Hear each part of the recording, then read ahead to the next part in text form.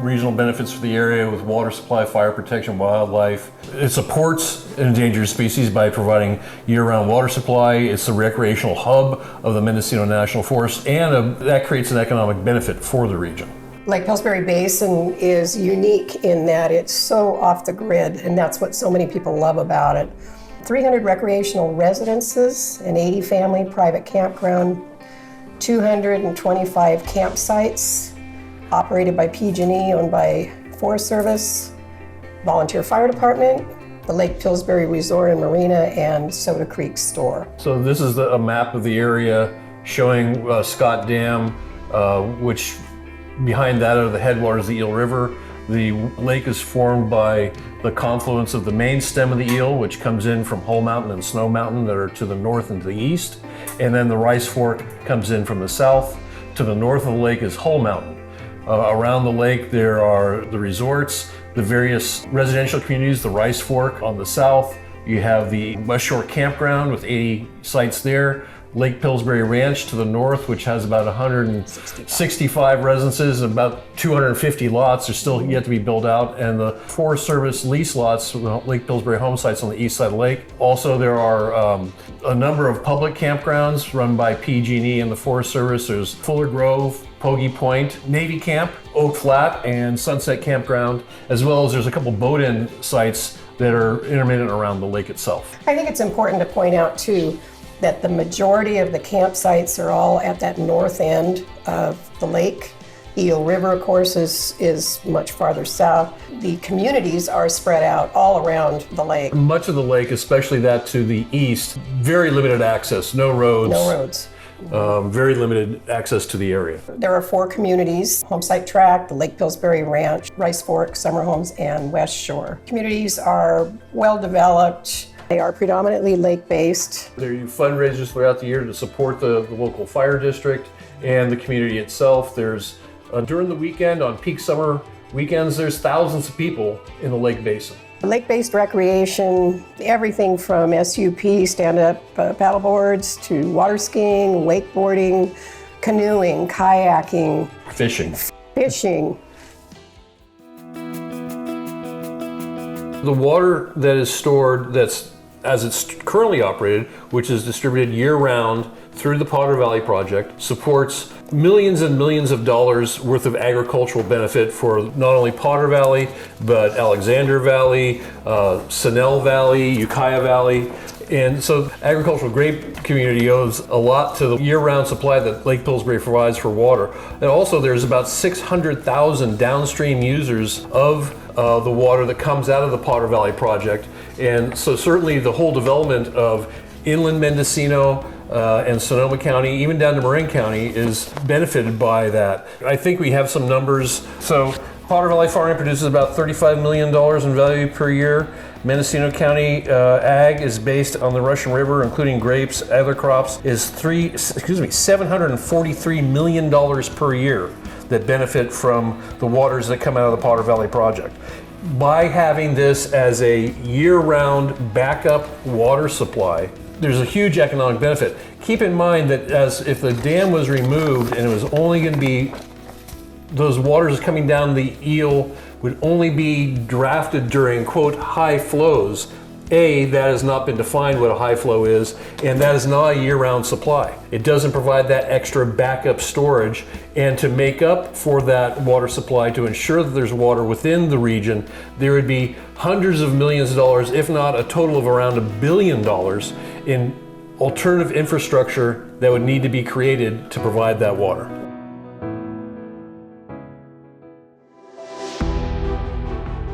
Lake Pillsbury has had a long history in fire suppression using aerial aircraft, utilizing Gravelly Airstrip right on the north shore of Pillsbury. And it was utilized for the Mendenhall fire.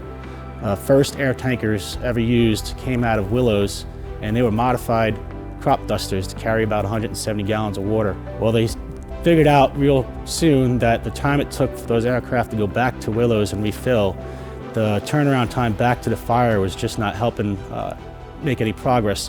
So they switched and started drafting water out of the lake, and that drastically reduced the turnaround time and gave them an advantage over the Mendenhall fire. Since that time, it's been used on just about every fire suppression effort that's come close to the Pillsbury communities, including most recently the ranch fire in 2018 and the August complex in 2020. Lake Pillsbury itself provides a physical barrier that slows wildfires because it's wide open, no obstruction, and there's no travel time. So there's a huge benefit there. All the critters, the ecosystem around the lake, they're all protected by having that fire retardant resource there. So in the event of the dam decommissioning and removal of Lake Pillsbury, logistically it's going to be a little tougher to get water up into that area. It's very remote.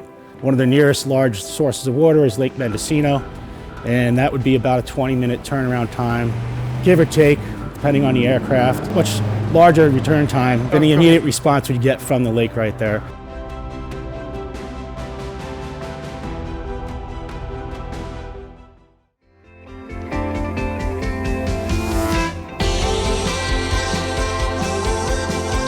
The wildlife is extraordinary, from our beautiful, beautiful Tule elk to our bald eagles, our western pond turtles, otters, deer. Osprey. We've got pictures of deer, osprey feed from the lake. It's pretty incredible.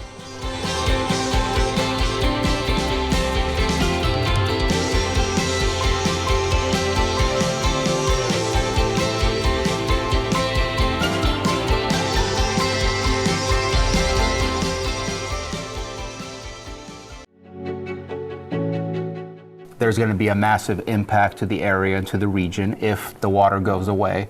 We're not even sure what will be left behind. Is it going to be a creek? Is it going to be a river? Is it going to be a pond? We're not quite sure. Things have changed over the last 100 years.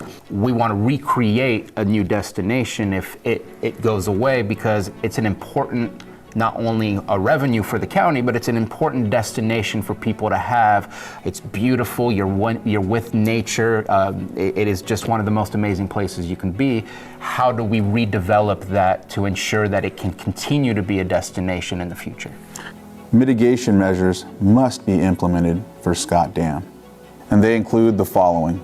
Number one, establishing fire protection measures that directly address wildfire risks resulting from removal of Scott Dam, including but not limited to measures involving fire suppression in the form of flashes on the dam. Number two, establishing water rights for the County of Lake and its residents on Scott Dam, and implementing water storage measures for the County of Lake. Number three, financial consideration equivalent to 99 years of lost County of Lake property tax collections and any and all revenue losses to result from the removal of Scott Dam. Number four, additional monetary consideration for loss of economic development opportunity in the County of Lake in preparation of an economic development action plan for the Lake Pillsbury area. Number five, full restoration and revegetation of the area, restoring flora and fauna in areas due to the loss of Scott Dam and Lake Pillsbury. Number six, constructing road and other infrastructure improvements necessary, and safely complete the decommissioning plan. I know that there's a lot of sediment load that is kind of, for the lack of a better term, caked up against the dam as we speak. But it's definitely something that can prohibit clean water. It's something that can prohibit clean fishery areas for the salmon to spawn. If they don't do the job that's needed to ensure a quality headwater, all of that lack of quality is going to impact what everyone thinks is the most important to them, whether you're in favor of saving the fish, whether you're in favor of saving ag, or in favor of ensuring that water utility districts have potable water to provide to their people. How the water starts at the headwater makes a huge difference, and PG&E has the possibility of doing the right thing, or the possibility of leaving us with water the quality that cannot be utilized for those things. Two-basin hopes versus two-basin solutions. We need real two-basin solutions that demonstrates concern for the headwaters of the Eel and Lake County.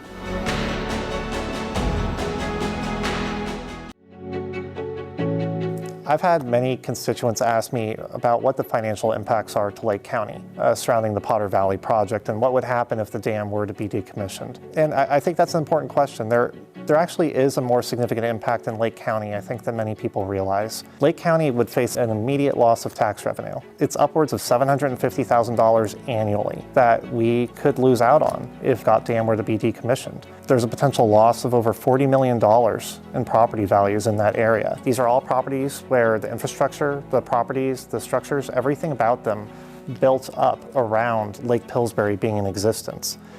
So right now, if Lake Pillsbury were to go away, if Scott Dam were to be decommissioned, we're essentially facing a catastrophic loss, a total loss of both those property values and the associated revenue. And that revenue stream doesn't just come from the secured property tax, I think, that many people think of. We have sales tax, we have occupancy tax, there's other entities that are paying taxes up there associated with the project itself. You know, all of that potentially goes away.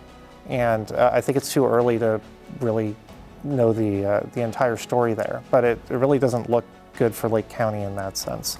Another area where I've had a lot of questions is regarding fiscal responsibilities and what the consequences are financially of Scott Dam being decommissioned if it's truly removed as part of the FERC process. An important point to highlight is the true cost of dam removal is really not yet known. PG&E should be responsible for the costs, but there's already efforts underway to limit their liability in this process. One of the things we've seen is that comprehensive restoration costs, when they're looked at in their totality, could actually exceed the cost of dam removal itself. If you look at it that way, adding fish passage might have actually been the cheaper option if you were to consider those cost variables. Should dam removal or restoration efforts not be as successful as hoped, Lake County, a rural county with limited resources, faces not just that loss of revenue that we discussed, but that loss of property values. Lake County is responsible for providing services for its constituents, for its people, and depending on what happens in Lake Pillsbury, this can result in an increased burden on the county and its limited resources, while at the same time, we're trying to contend with the decrease in revenue and loss of assets in the area. So this just creates an incredible burden on a county that's already strained to provide these resources. If Scott Dam is decommissioned, Lake County must be kept whole.